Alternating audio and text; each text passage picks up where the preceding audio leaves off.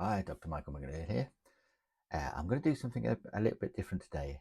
Normally, I try and do uh, videos on technical subjects, uh, you know, philosophical ones, connected with my work and my upcoming book, and I was trying to introduce my work. This this video is actually quite a personal one, and I'm calling it Healing and Wholeness.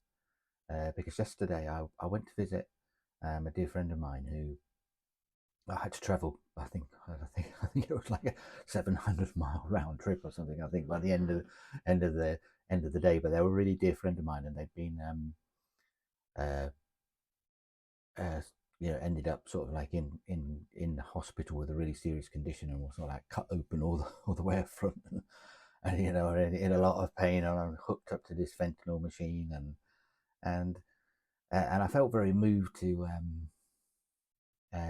talk about healing uh,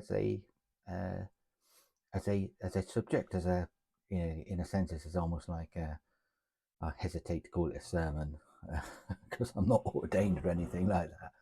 But I just wanted to share about my own experience of healing because I was I was I put a blog. There's a blog post on my blog. It's planetmanil.org/blog, and it's just healing, and that's the blog post. And so I think, in the sense, this video is very much meant to accompany that. And I put the references there, and I put the book references there, there's a section in the book where I really talk about how ill I was, and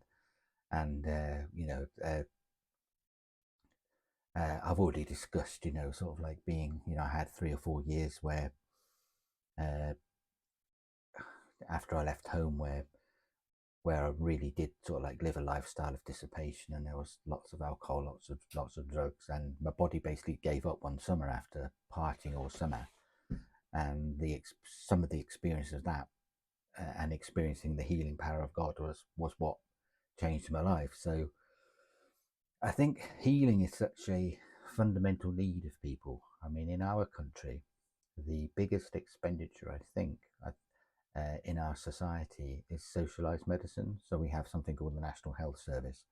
After the Second World War, we had quite a major reconstruction in the UK politically, and we had our first Labour government, which was like our socialist party. And so the Labour Party sort of like fell off what we had. We had like a Victorian big enormous Liberal Party, and then you had the Conservative Party. I think they were originally called the Conservatives were originally called the Whigs or something, and the Liberals were just the Liberals. But it was like Victorian sort of liberalism, and there was, and as sort of like obviously with the Bolshevik Revolution, and socialism became a thing, a feature of, particularly in Europe, and and there was the big breakthrough after the experience of the Second World War, particularly with the working classes. People really wanted a social change, and so we voted in our first socialist Labour Party government, and one of the major changes that they made was to uh, nationalise medicine and health and hospitals, and they all brought it all together in what was called the National Health Service. And the original vision for the National Health Service was that it was to be free at the point of demand, and it was also open to everybody. So people from all over Europe, wasn't just even limited to UK residents, but people were actually coming from other countries to get to get treatment in the UK because it was free. It was this. Well, what's happened is that's completely unsustainable as a model of having free care. So during uh, there's been there's been probably at least 10 attempted reorganizations of the National Health Service, and I think even in the last 10-15 years, I think there's been 3 or 4, because it's so expensive. I think it's like our largest expenditure. It may even be bigger than our defence, because it just permeates the National Health Service, or like permeate it. But all I was trying to say there is that providing health and providing health services and providing that it's one of the core human needs. You can see of people living in society the desire to be well, and how can I stay well, how can I be well. It's almost like a service, you know, and that's it. It's a national health service, and it's it's like you're transacting with your government and saying, here you are, I'll give you all my money, because we have to pay what we call national insurance as part of our, so every paycheck we get, we get our normal sort of like taxes, income tax, and but we also get something that's called national insurance, which I think is 10 or 15% of our gross wage. So it's a lot. That then goes to, the idea is that you pay into the national health, sorry, in your national insurance, and then you can get your national health service, and you get a state pension. You know, that was the idea. But what's happening now is the state pension age in the last 10 years has been getting steadily later, and I think it's something like, for men it's 67 or something, and the government keeps moving it. At one time I think it was 60 for women, 65 for men, and they keep extending it because obviously people die, you know, people work, and there used to be a mandatory retirement. I think it's a bit different now in the UK. But there used to be people traditionally would retire, say at 60 for women, 65 for men.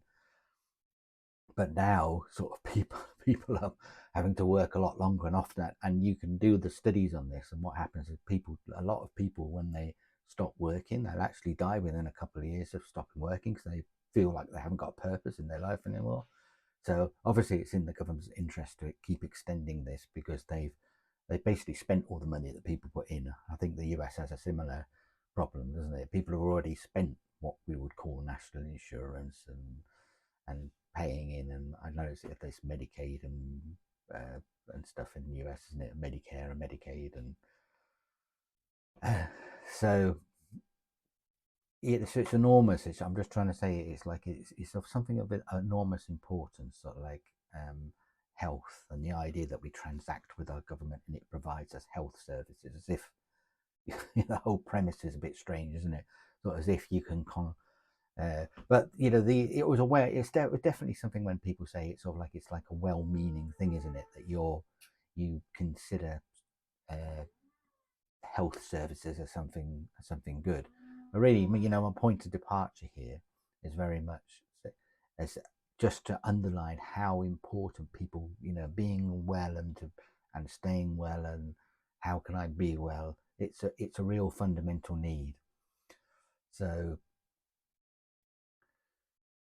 I really, you know, just from, you know, the personal experience of seeing my, you know, my friend, obviously in you know, it was, you know, thankfully, you know, she was, you know, it's like I said to her when I sort of like left, she had some sort of like color and her eyes were clear, and it you know, but she showed me a picture, I think just on that, just I think after she just had that, and you know, and it was bad, you know, and you know, when somebody just literally sawn you and pulled you apart, and gosh, you know, that you can't imagine the sort of like the amount of pain that somebody's enduring. So I wanted to share something about how I consider uh, health from a Christian perspective, and the healing power of God, because there's a lot of people who are Christians who've got no awareness of healing, or they don't, you know, that there's people that actually believe that all spiritual gifts, they call themselves cessationists, so they believe that all spiritual gifts ceased with when the last apostle died. So you got the 12, so there was all these, so they will readily admit, yes, there was a miraculous age in the history of the church to get it going. And then once all the first apostles had died, then all the spiritual gifts, prophetic gifts, apostolic gifts, healing, miracles, all those have ceased. That's why they call themselves cessationists. So a lot of reformed denominations, for example, are cessationists as a rule. That's because of Calvin's belief regarding the spiritual gifts. So I would love to go off on a little a little journey there, but I'm not going to. I'm just making the statement. Calvin had his reasons because of all the theatrics that there were in the with miracles and weeping Marys and Lourdes and all this stuff. They really took exception of, you know, the early reformers took exception to some of this, so they in many ways overreacted to it and sort of like jettisoned a lot of what we would call spiritual gifts. But a lot of old mainline denominations are that. There's Catholics is a bit more mixed, but general as a rule, people sort of is quite, even people who believe, say for example, that healing or that miracles still occur today, uh, it it's like it's almost something that that's very sort of hit and missy. That people wouldn't sort of like say that it's deterministic. They wouldn't say, "Oh, there's a law of healing" or something. It's, "Oh yes, you know, let's take our trip to Lourdes, or let's wait for the special minister on the healing service, put some oil on my head, or do something, and then maybe I would get something."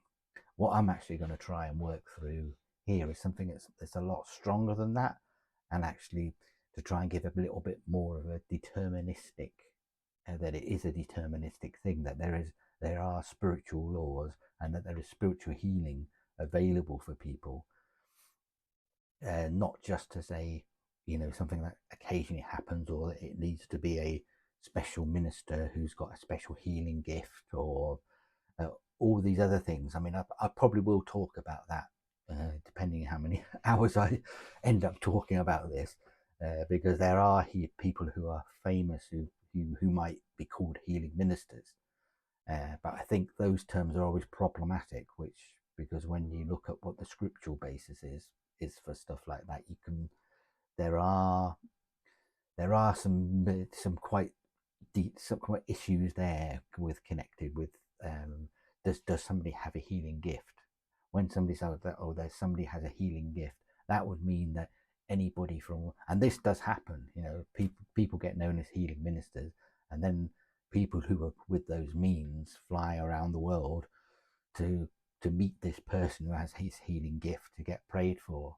And you don't have to dig, you know, you don't have to do much analysis to actually find that some of the most high profile cases of people going to, you know, they want their daughter or their son to be prayed for by this healing minister. They have the means, or they're in ministry themselves, and they discuss it. I'm not talking out hand here. One particular minister who means a lot to me personally, you know, somebody that I'm probably most closely lined with. He discusses it in his own life, that, you know, that his daughter, you know, every famous healing minister that there was who came to visit him or something and prayed for his daughter, but his daughter still died prematurely. So there's lots of issues around the issue of divine healing. But the problem is often the people with this sort of like this mass of I would call them exceptions or exceptional cases, or where people do not get healed, or you know, they want to sort of argue this, and they're using that sort of like almost in like an inductive way. Well, because and they then hastily generalize, and then healing becomes something very random. So rather than dealing with the importance of the principles and the understanding of the principles and applying the principles, they end up getting hung up on the exceptions, and start focusing on all the people that do not get healed or do not get well, or my experience has been such and such. Because my experience of healing has been a very positive experience, and my experience of obviously, because in a sense, because I came in to Christianity by the means almost of experiencing the miraculous healing of God over the period of, you know, within a few hours of actually being prayed for and experiencing something as I got prayed for physically, as if it was like an electric charge going through my body. And then, you know, within a few hours of that day, because that was in the morning service, by the evening service, I was recovered. You know, I knew something had happened immediately, first of all, but by the evening, I'd actually began really to show it and started to recover. but there's been lots and lots of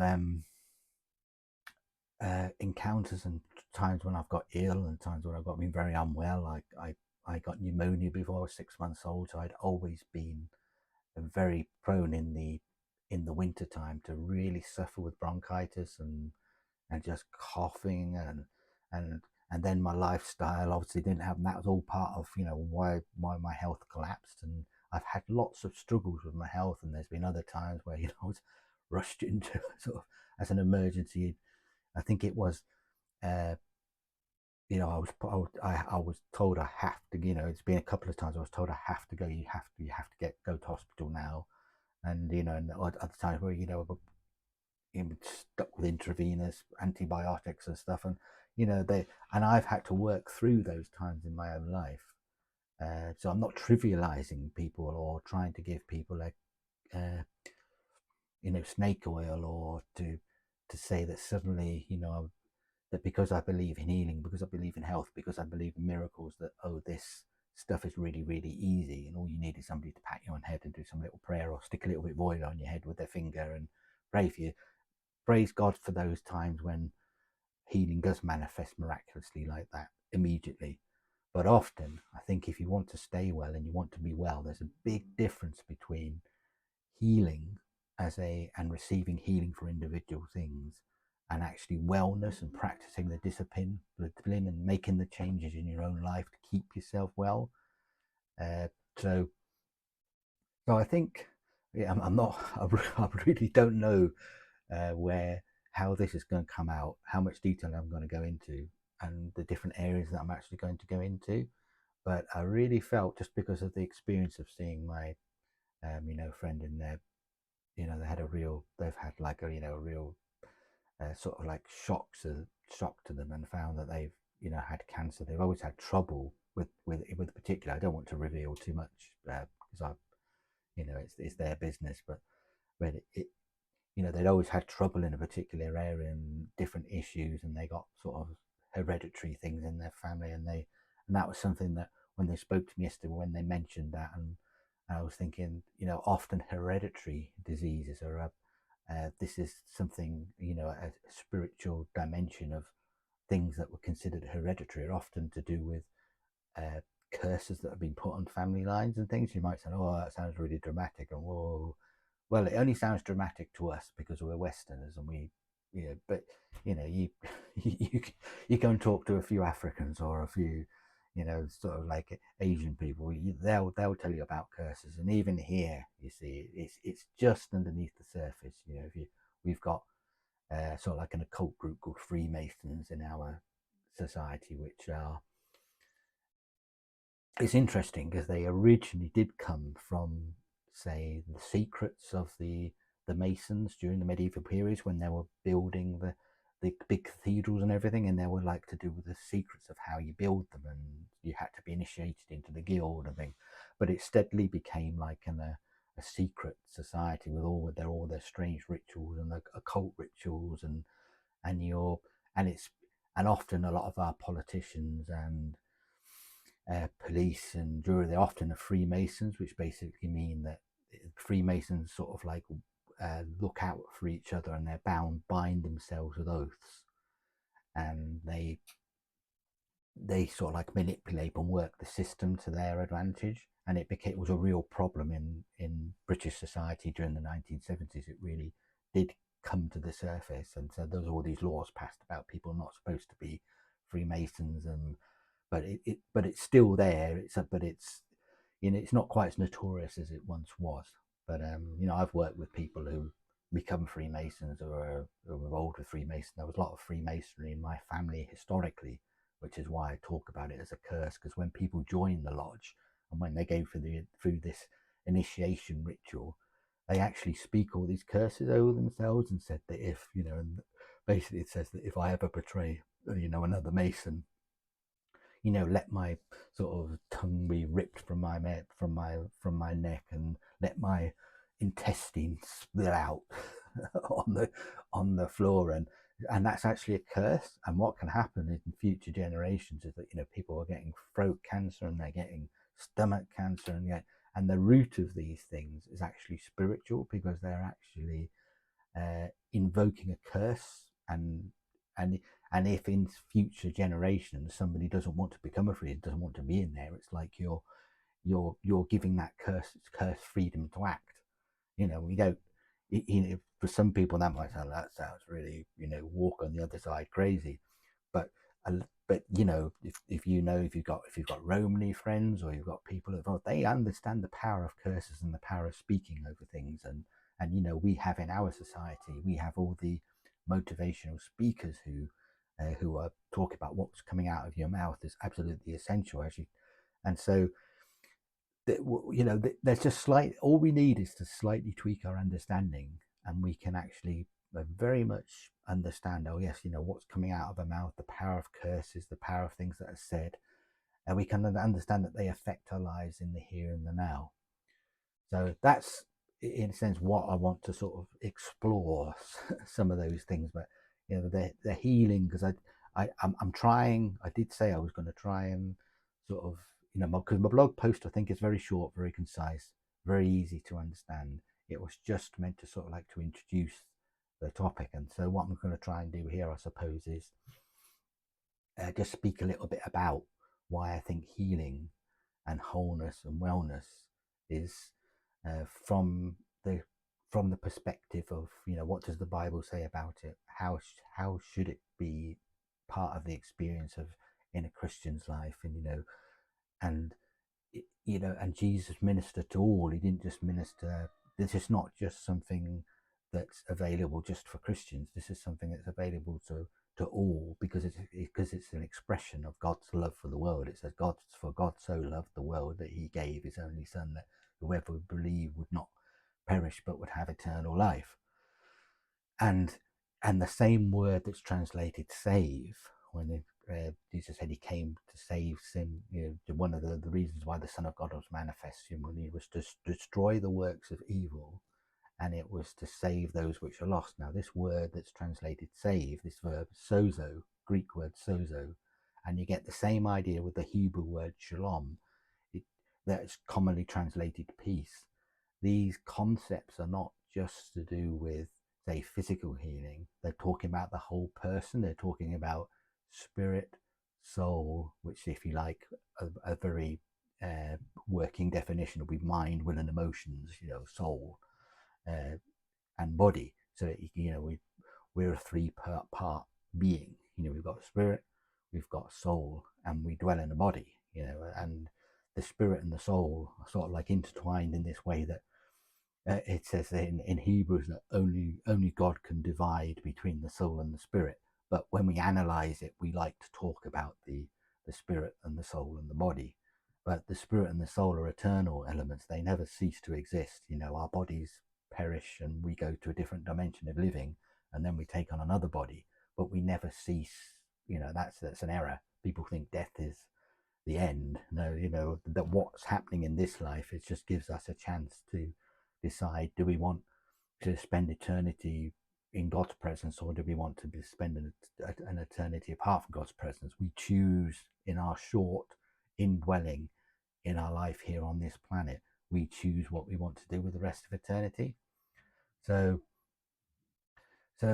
there's a lot to it, isn't there? Just with this sort of like little synopsis here, there's a lot to this, and there's a lot of things that can be talked about. But really, I just want to give like a message of hope, because I have to work with healing. I have to work to stay well. And I put in the blog that I had this experience in the last few months where I've been having sort of like difficulty breathing and stuff. I mean, those things, my breath, I've been short of breath and sort of like running and going for, because I jog to keep to stay fit, because most of the time I'm just working at PC, working at a computer. And if I don't make the effort to actually exercise every day, exercise when I get up, and then I'll go for a run in the evening. And it's like, if I don't do that, I found my foot count was like 1,500. You're supposed to do at least 10,000. So I got into the habit a few years ago, probably 4 or 5 years ago, when people started working at home a lot more, to make sure that I'd have this exercise time every day.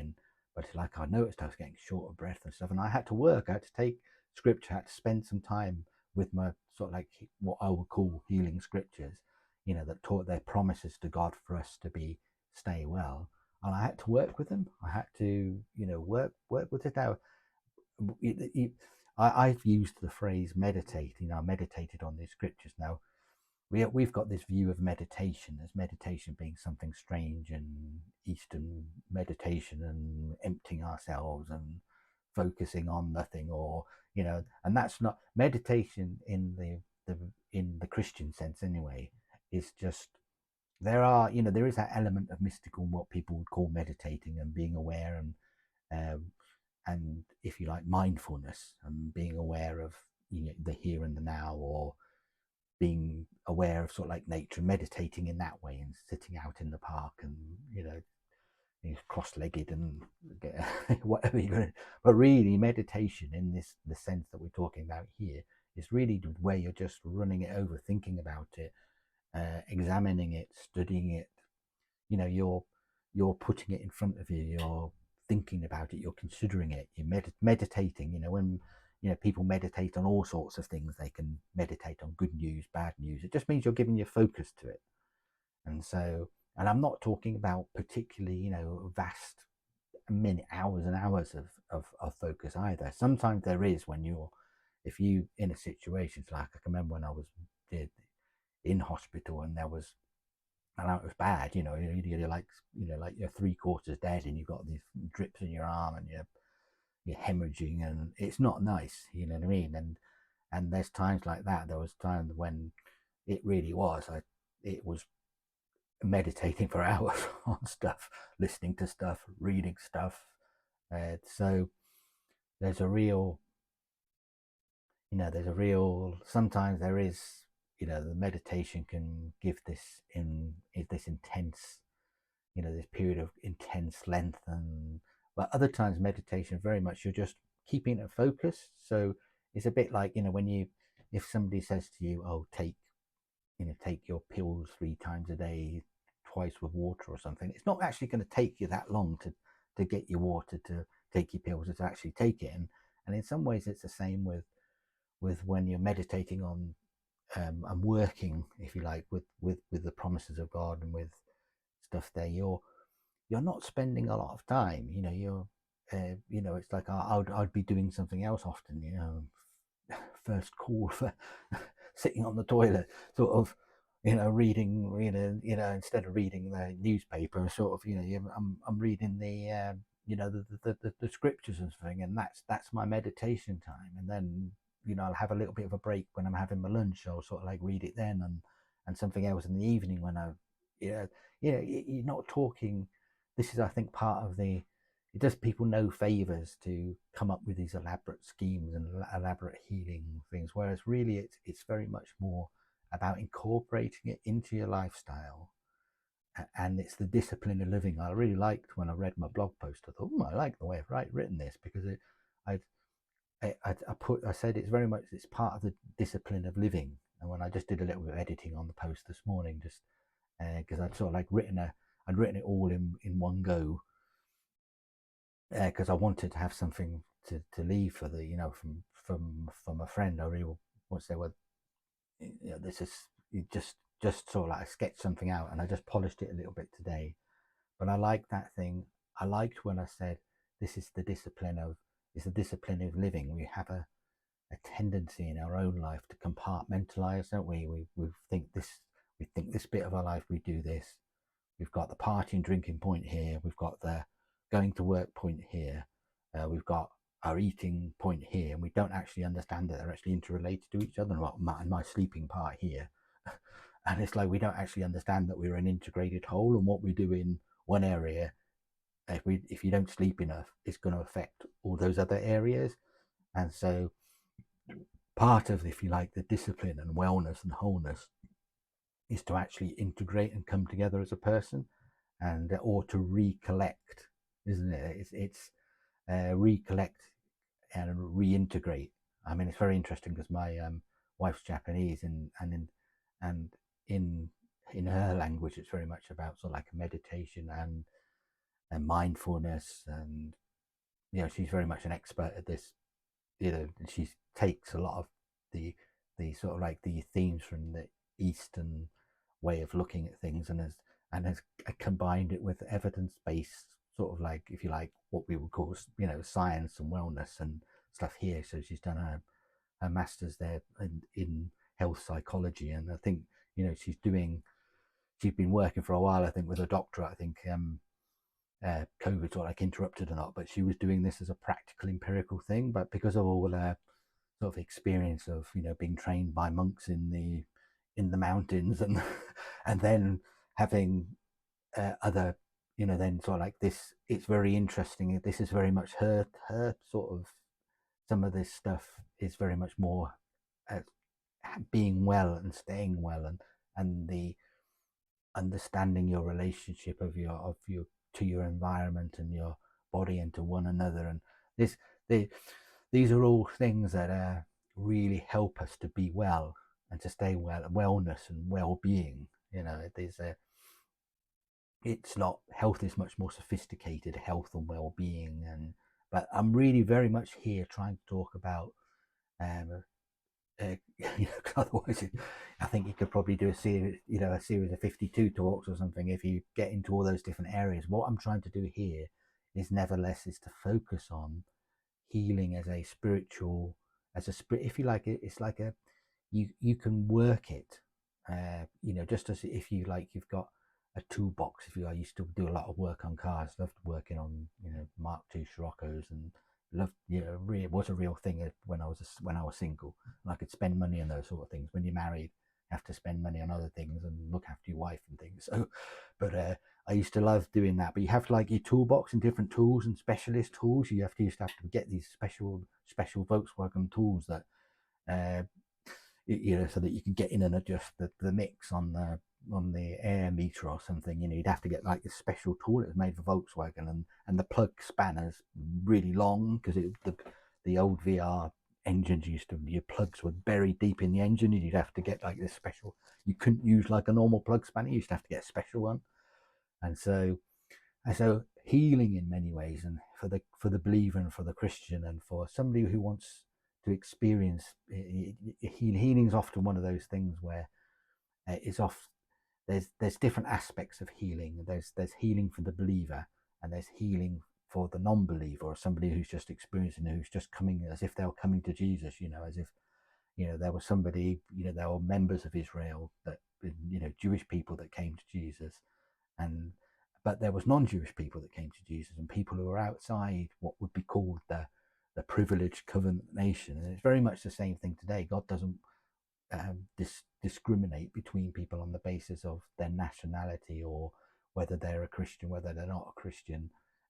God's healing power, it's part of his, if you like, common grace to the world, and people can experience it, and often in bigger evangelistic meetings around the world. And you see this especially in what people call, quote, the third world and stuff.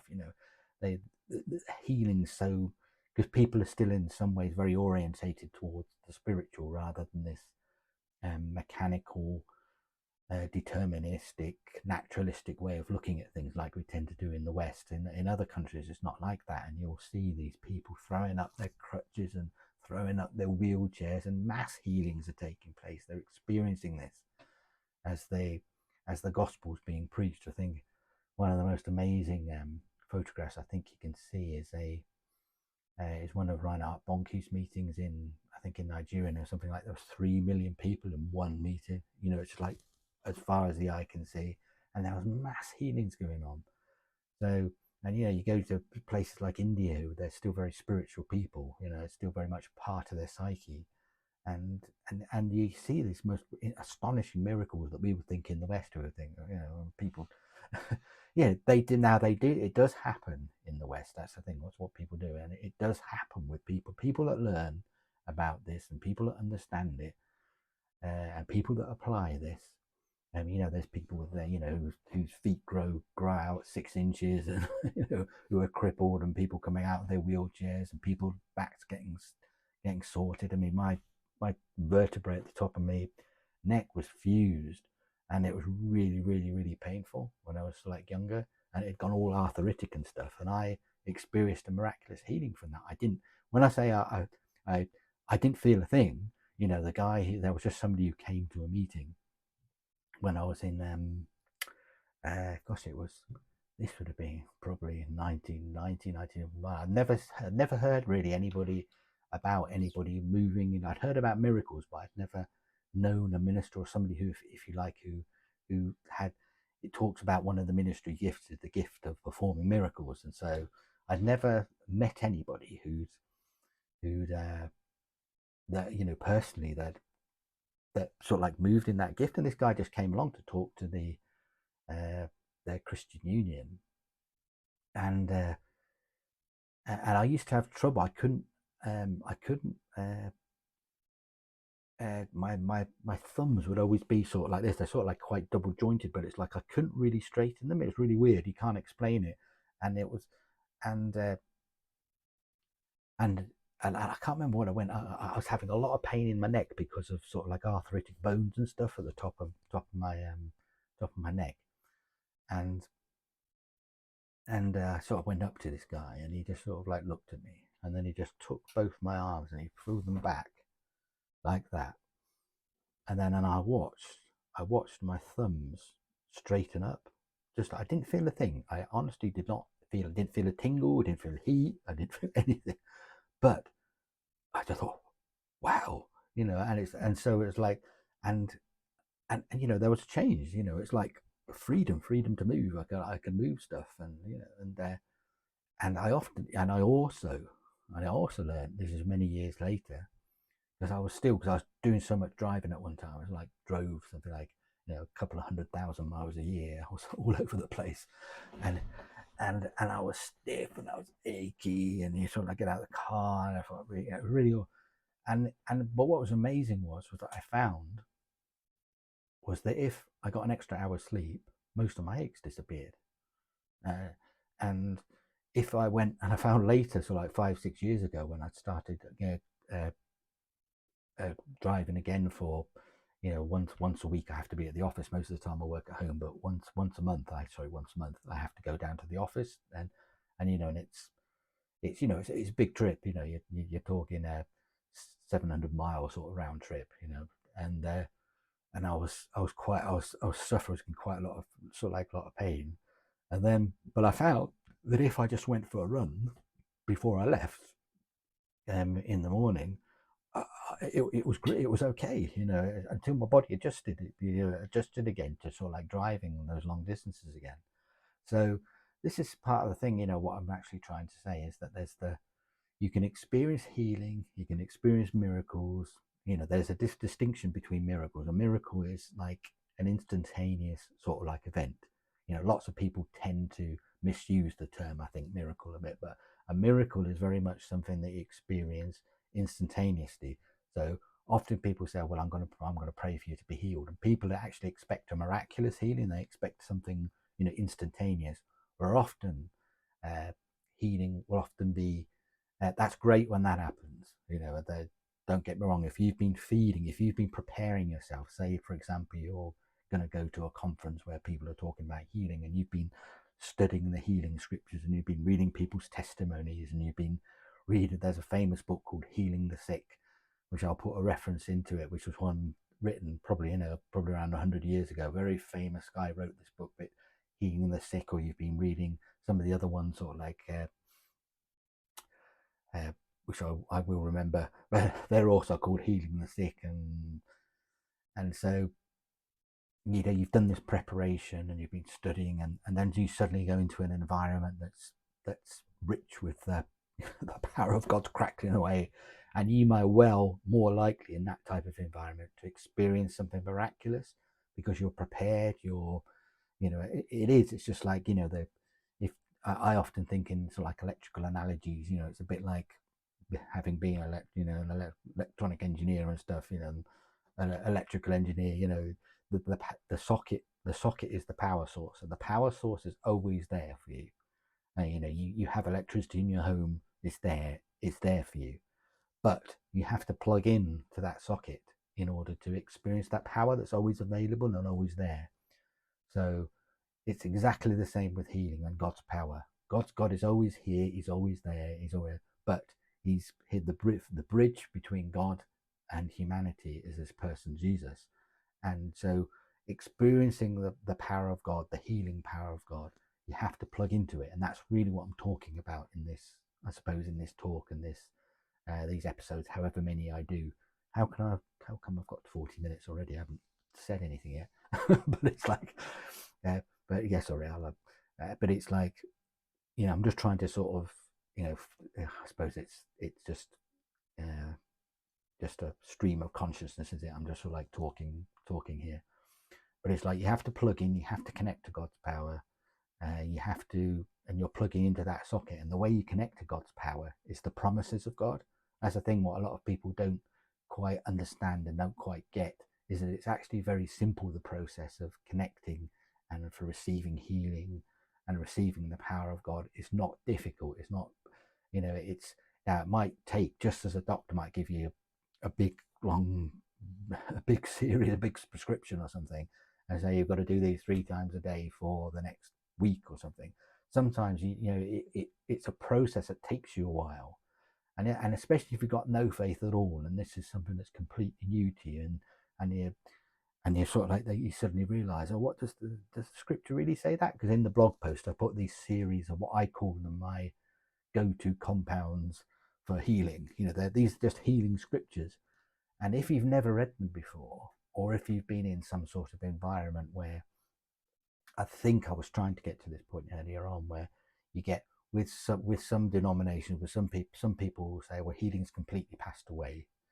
Other people say, yes, healing does happen, but it's just something that happens because, for want of a better term, God's in a good mood, or you've gone to Lourdes and you've paid your tithe or something, and in some way you're almost buying your healing from God, or you're hoping that God might heal you. It's a bit like there's a picture in the story in one of the Gospels where it says there was a particular pool or something, and apparently the myth, the legend was that, what would happen was that an angel, it was like a Jewish sort of myth, an angel would stir the pool or something, and the first person who could get down to the pool would be healed. And Jesus was actually speaking to one of the people who'd been lying by this pool for 50 years. And he said, well, when I'm trying to get down, he was obviously paraplegic in some way. And he said, well, when I tried to get down to the pool after the water stirred, somebody gets there before me. And he'd been there for 50 years. And Jesus just said to him, he said, do you want to be well? And you find that a bit weird, isn't it? Why would Jesus be talking to somebody who's been lying beside a pool for 50 years? And would you actually want to be well? And this is one of the issues, especially in our culture, is because there's so many privileges and things given to people because they've got some sort of disability or there. And I know this actually happened with somebody I actually know, when the guy used to go down as in Newcastle, we've got like a central sort of square, and it's the monument, and so it's been very much a focal point for political parties are there, things are there, radical left groups are there with a mayor, and you used to get, and maybe you still do, used to get sort of people who just stand there and preach and shout at people as they go by. But I know this person was sort of was just talking to people, offering to pray for their healing, and somebody came up in a wheelchair or something, and you really have to know that God is speaking, rather than just say this. But this person's in the wheelchair and said, "Oh, I'll pray for you to and." But he'd obviously discerned about this person, that this person didn't want to get out of his wheelchair because he enjoyed the fact that he just got his disability benefit. He had all these special privileges and everything. And actually said that to him. He actually said, well, you don't really want to get out of your wheelchair because, and it's like sometimes we can make like pets of our infirmities, can't we? Because they give us access to certain privileges in certain ways. And so when Jesus is talking to this guy, he said, do you want to be well?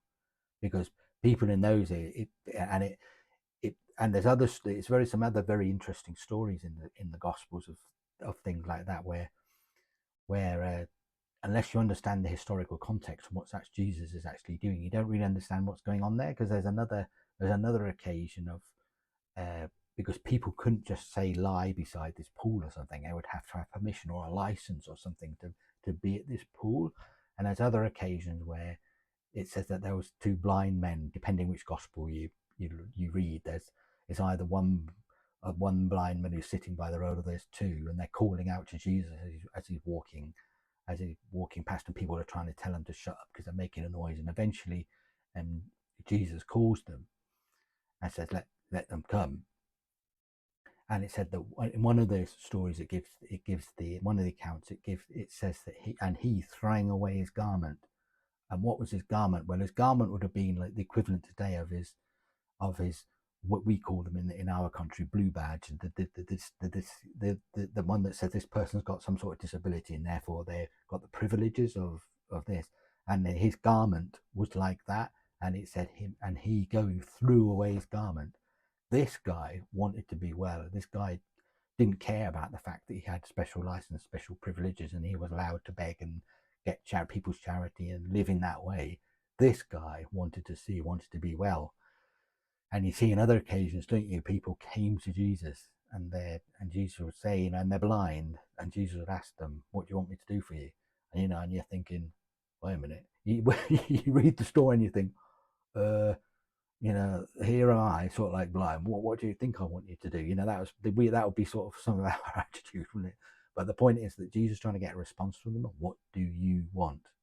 And that's the thing. It's like, it's very much, what do you want? There's so many stories in the Gospels where the woman forced her way through the crowd and grabbed the hem of Jesus' garment, and they said because legally she was not allowed to be outside, because she had an issue of blood. She was basically hemorrhaging blood. She'd obviously had some serious sort of gynecological issue, and it was explicitly said that if somebody had an issue of blood in the Jewish law, they had to shut themselves in. It was like a form of quarantine. It's very interesting reading a lot of even though people consider it torture, write a passage to read the book of Leviticus or an Exodus and Deuteronomy. They're actually amazing books when you actually understand a bit more. But there's all these sort of like laws, and even though they're phrased in, you would think sort of like in, almost like religion. They always use when somebody's unclean, or they're phrased in like religious sounding language, but they're very much basic laws about how to manage disease, how to be healthy, what sort of foods to eat, how there's it's all sort of there in those books. But one of them was to do with sort of like discharging an issue and when it's right to quarantine, and so it says that she forced her way through the crowd. So she was determined, and then she grabbed the hem of his garment. There was a myth in one of the Jewish myths was the power of the holy man was in the hem of the garment. So she grabbed the hem, but she had a determination and a confidence, and she had the will, and she really wanted it, and she was prepared to take all the risks. And it said that Jesus felt the power leave him, and he turned around. It says it was a crowd that was pressing in on him. Everybody trying to touch him on there. You can imagine that. And it says that he felt that the power went out of him, and he looked around. Who grabbed? He said, "Who touched me? Somebody touched me." And Peter, he said, his disciple Peter said, "Master, you can see everybody's around you. Why are you saying who touched me? There's loads of people touching you." But he said, "Somebody touched me. I felt power, virtue." It's interesting. It said virtue, goodness. He said, "I felt it go out from me." And eventually, the woman was, she came trembling. It says she came trembling and fell down before him and said, "It was me." And Jesus just, very powerful story. That's why I choke up a little bit, but it says, "Daughter, your faith has made you whole." So it didn't just, it said, "Go and be free of your infirmity." So that's another thing I bring out in my blog, is that there's a difference between, say, like healing and wholeness and staying healed. There's so much, there's these various people who do these projects, don't they, who they will say they'll go to one of the people that famously called healing evangelists or something, and they'll go and check. They'll go back and visit the people that filled in the card to say that they'd been healed, and they'll go and check, say, a year or a year too later or something. And often, And not, well, when I say often, but what a criticism that's often leveled is, I say, well, we've done all these, and lots of these people, that's the thing, what they mean by lots, I don't know. What do they mean? Half, three quarters, don't know.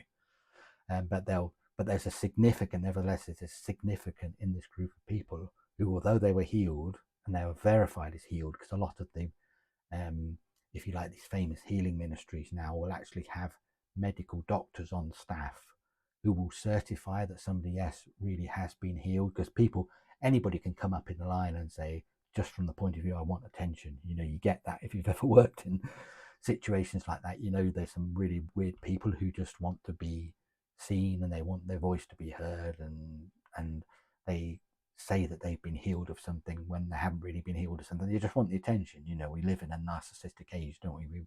People want attention. And but often these healing ministries, people are, who are famous for this sort of thing, will have medical doctors on their staff, and they'll actually before they allow somebody to testify, they'll certify that yes, they either verify that yes, they might have some sort of evidence or some sort of card that says they've got this particular disease, or they will verify, yes, this person really has been, doesn't have this condition that they say they did have. But then these studies have been done where people have gone back, and they've looked, and they found that, a significant number of these people are no longer healed. They can't maintain their healing. They can't stay healed. And so that's something I sort of like bring out in my blog there, is that there's a difference just between experiencing that healing at that instance and there, but what needs to happen in your own life to maintain that healing. And so that's when it becomes much more an issue of lifestyle and of what changes do you need to make. Because it's like if there's been some sort of condition that's occurred in your body because of a lifestyle issue, and it's like, for me, say for example, when I was younger, I just smoked very heavily, and you're smoking joints, and and if you've got a chest condition and you're doing that, you're just exacerbating that. So I experienced a very dramatic, powerful sort of like, if you like, almost like miraculous healing, something that very, very quickly that cleared my lungs out and I could breathe. And it was like, that was like a miracle, that was like a healing at a point in time. But I had to make the changes in the months after that.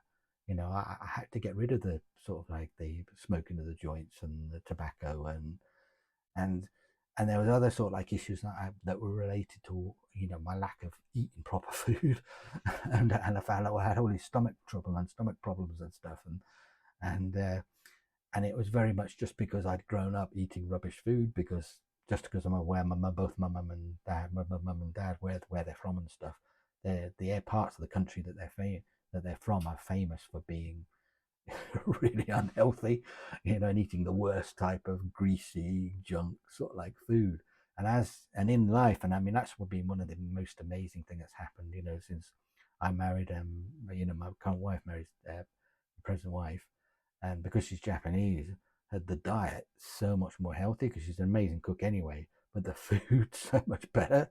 And so, your hair stopped falling out, and so there's a lot to sort of like wellness and wholeness and being well. Okay, so I'll just stop here. I'll just have a short break here. Allows me to have a little break, get a drink, and then I'll just talk a little bit about the healing scriptures and how to use the healing scriptures, and actually the ones there, because I've got them in my blog. So it'll be great if if it's all there on my blog. It's a reference for you. It's planetmcneil.org. I'll stick this in the description, but it says planetmcneil.org/blog healing, and everything's there. This is like just like a little synopsis of everything that these videos are going to be covering. Everything's in that blog. That blog's just like a concentration of all the different resources, the different links, the things that I've done. It's all there. Okay, so bye for now.